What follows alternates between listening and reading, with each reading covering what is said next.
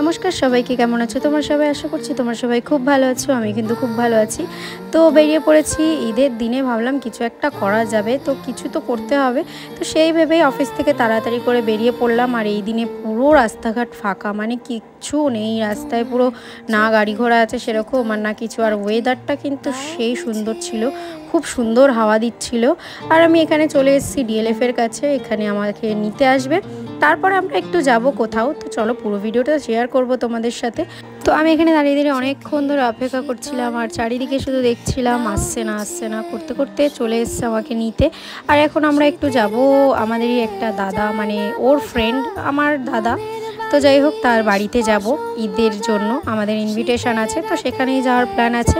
তো এখন একটু বাড়িতে যাব, বাড়িতে গিয়ে ব্যাগটা রাখবো, বাড়িতে গিয়ে ব্যাগটা রেখে তারপরে বেরোবো। আর ওয়েদারটা যে এত রোমান্টিক, কী যে ভালো লাগছিল কি বলবো। বৃষ্টিও হচ্ছিল না, আর পুরো মেঘলা করে আছে, খুবই সুন্দর লাগছিল, হাওয়া দিচ্ছিল খুব জোরে। তো যেতে হবে একটু দূরে, তাই জন্য তেল ভরে নিচ্ছিলাম। তেল ভরে এবার আমরা বাড়ি গিয়ে ব্যাগ রাখবো, বাড়ি গিয়ে ব্যাগ রেখে তারপরে বেরোবো।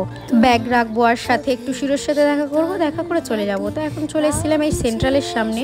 আর সেন্ট্রালের সামনেও কিন্তু খুব ভালো লাগছিল, যে অনেক দিন পরে এসেছি। অফিসের জন্য যেন কোথাওই যাওয়া হয় না, কোথাও বেরোনো হয় না, অনেক দিন পরে মনে হয় নিশিতের সাথে কোথাও বেরোলাম।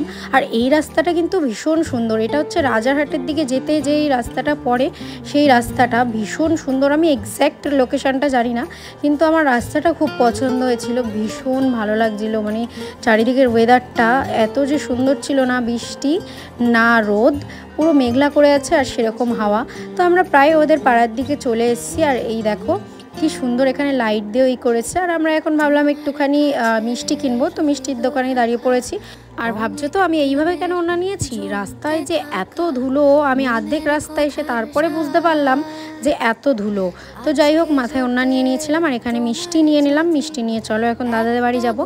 আর এই যে দেখো বিরিয়ানিও হয়ে গেছে। আর এই যে হচ্ছে দাদার রুম, ভীষণই সুন্দর একটা রুম, আমার খুবই ভালো লাগে যে কত সুন্দরভাবে সাজিয়েছে ঘরটাকে, ফল সিলিং থেকে শুরু করে সব কিছু একটু গুড, মানে খুব ভালো। তো চলে এসেছিলাম এখানেই। আর এখানে আসার পরে এখনও দাদা কোথায় গেছে, তো তাই জন্য আমরা খেতে দিয়ে দিল আমাদের কিছু কিছু। এখানে সিমাই দিল, একটু জুস দিল, তারপরে এখানে আমি বসে আছি কিছু খেয়ে নিচ্ছি। আর এদিকে আমি একটু ভিডিও করে নিচ্ছিলাম।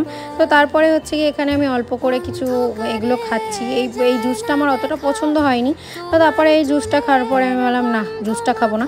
তারপরে এই যে এটা খেলাম, এই সিমাইটা বেশ সুন্দর ছিল, বেশ মানে খুবই সুন্দর, খুবই টেস্টি ছিল। তো ওই জন্য সিমাইটাই পুরোটা খেয়ে নিলাম। তো এখান থেকে আমাদের আরও এক জায়গায় যাওয়ার ছিল, ওই জন্য আমরা বেশিক্ষণ থাকবো না ভেবেই নিয়েছিলাম এখানে। তো তারপরে এই যে এইটা খেতে দিল চিকেনটা, এটা চিকেন কাবাব, তো এটাও ভীষণ টেস্টি হয়েছিল। আর এই যে এখানে সুন্দর একটা ভিডিও বানিয়ে নিলাম, রিলস একটা বানিয়ে নিলাম। বানিয়ে নিয়ে আমরা এখন বেরোবো সেই অন্য একটা দাদার উদ্দেশ্যে, দাদার বাড়ির উদ্দেশ্যে। তো এই বাড়িতে এসেই না আমার এই বন্ধুর সাথে আমার দেখা হয়ে গেছে, কি যে কিউট, ওকে কি বলবো, একটুও চুপচাপ থাকে না। আর ওর সাথে খেলতে খেলতে আমার পুরো মানে কিভাবে যে আমি কতটা সময় কাটিয়ে দিয়েছি বুঝতেই পারি, তাই আর ব্লগটা